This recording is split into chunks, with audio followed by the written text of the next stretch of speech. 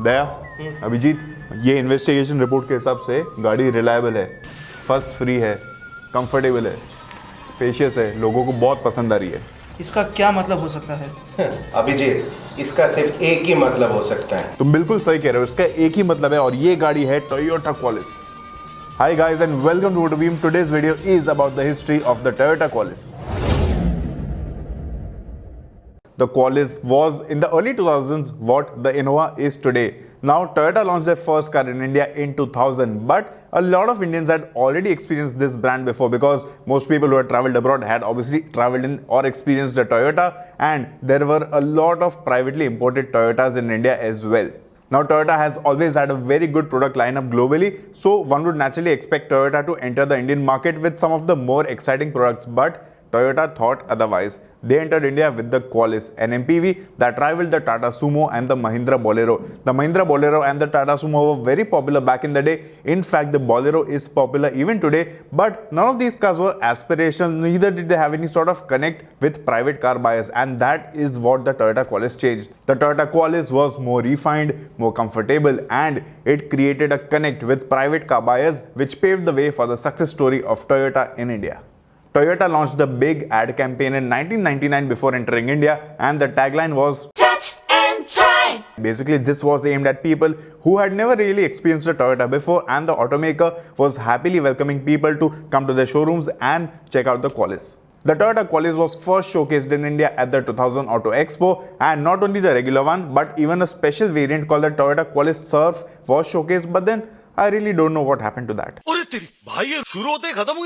Toyota entered the Indian market in a joint venture with the Kirloskar Group, and the first model, the Qualis, wasn't entirely an all-new model. In fact, the Qualis was sold as the third-generation Kijang in other countries like Taiwan, Indonesia, and the Philippines. When it was announced that Toyota will launch the Qualis in India, people forecasted it to be a big failure because no one would really want to buy an old, outdated MPV. But the Toyota Qualis proved every forecast wrong, and it became a hot-selling MPV in the Indian market. The Toyota Qualis arrived in January 2000, and it was priced from Rs 5.7 to Rs 8 lakhs on road, and it was available in three variants: FS, which means Family Saloon, GS, which means Grand Saloon, and GST, which means Grand Saloon Touring. There was some cosmetic and equipment differentiation between all these three variants, and by the way, Qualis was the short form of quality and service. The FS variant was the base variant, and it did not really have any features as such, but it became very popular with cabbies and fleet operators. It was offered in a 3+3+4 layout. Basically, it was a 10-seater with bench seats for the front row and side-facing seats for the last row.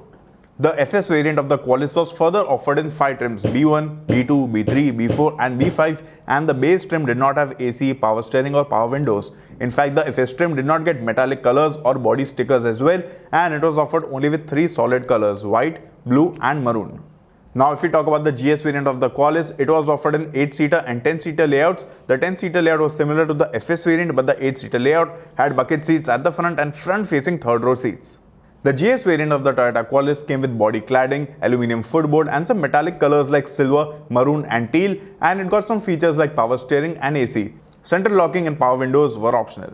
The top-end variant of the Toyota Qualis, that is the GST variant, the Grand Saloon Touring variant, had everything. It had AC, power steering, power windows, checkered decals, a bull bar with fog lamps, central locking, dual AC, a rear spoiler and even a rear wash wipe. After this, Toyota also introduced a special edition variant of the Qualis, which as far as I remember was based on the FS variant only, and it was offered only with the silver body color with blue and white body decals. The Toyota Qualis was a runaway success in India, and the success hit Toyota so hard that they actually tried introducing a petrol variant of the Qualis to compete in the premium car segment, but the price of the car and the low fuel efficiency ensured that the petrol Qualis was dead on arrival. The Toyota Qualis was offered with a 2.4-litre diesel engine making 75 horses and 160 Newton meters, and this wasn't a turbocharged diesel engine but a naturally aspirated one. The petrol engine was a 2-litre unit, but I really doubt if anyone bought the petrol variant of the Qualis. Of course, it goes without saying that the Toyota Qualis did not get any automatic variant. It only got a 5-speed manual, and if we talk about the tire sizes, the Qualis came with 175 section 14-inch tires. With the introduction of the Chevrolet Tavera and the Mahindra Scorpio, Toyota knew that they had to do something with the aging Qualis. Now the Kijang got a major facelift in other Southeast Asian countries, and that was expected to be launched in India, but Toyota just launched a minor facelifted version of the existing Qualis. The Qualis facelift got the same interior, engine and body as the existing Qualis, but it did come with a new chrome grille, new bumpers, multi-reflector headlamps and reflectors which are mounted on the tailgate. Along with this, the Qualis facelift also got wider tires. The petrol version of the Qualis was a Royal flop and the name of the variant was RS, which means Royal Saloon. Toyota also went on to launch a couple of limited edition variants of the Qualis, and the best one was the Toyota Qualis Mist. Now this was based on the FS variant. It got a metallic black color, wheel caps from the GS variant. Along with that, it also got side body cladding, cup holders and body stickering.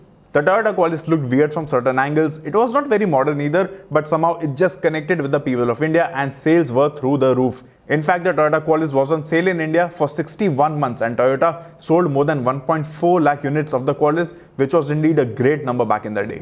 When Toyota was discontinuing the Qualis, the sales were really high and people were actually questioning Toyota's decision to discontinue this car. The Toyota Qualis sold an average of 2,300 units a month, and when it was discontinued, sales were at an all-time high. In fact, people who bought the Qualis swore by its reliability and ease of use. In fact, this same thing is true even today with customers of the Innova and the Fortuner. I personally think Toyota made the right decision to discontinue the Qualis because in 2005, it was replaced by the Innova. The Innova was modern, safer and more comfortable, and then the rest is history. We have made a very detailed video on the history of the Innova as well, so you may watch it by clicking on the link over here. Thank you guys for watching this video. I hope you liked it. I'll see you in the next one.